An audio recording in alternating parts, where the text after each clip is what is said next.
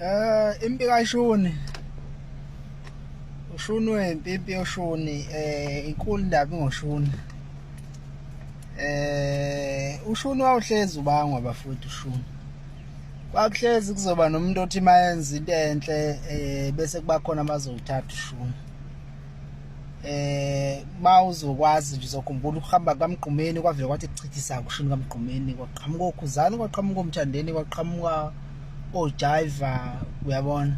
Kodwa ukuphuma komjikijelwa uMgqumeni esekhona abathathanga uShuni.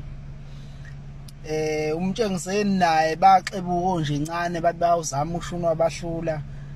Kodwa kwaqhamuka uStayela engasekho umtshengiseni waqhamuka walokhu uShuni. Kuzoba omayogathi ubhekumuzi lithuli somnandi kwakunenkinga kwaShuni nawo kwakunombango. Kodwa kuyo yonke lembango akukho la ngikhumbula khona ukuthi akungayi lapha. Umdlalo kaShuni muhle. Umuntu mayethandela into yakho futhi enalo iphimbo uyayangene ngalowo Shuni phela ngoba sikubona nje nangu umeya kaZwelonke nangu uLuve woShuni ababili labo kodwa ke imbono yabo yehlukene ngalento. Kodwa mina engikushoyo angeke ngize ngimgxeke umeya ucula kahle mfana ushayile uShuni kaLuve.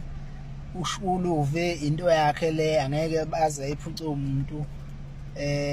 Kodwa kulabo Shuni nje kusuka kuShuni kaMgqumeni umtshengiseni ubani akazadliwa amandla umuntu ephila abafowethu. Hawu ngeke acoshwa phansi ngoba ngisho sifila icuthwa ngisho ukucuthwa mayakhela ngamaqhubeki suku wacosha phansi. Amandla umuntu ephila abafowethu awangadliwa. Awu ngiyala awudliwelana amandla umuntu.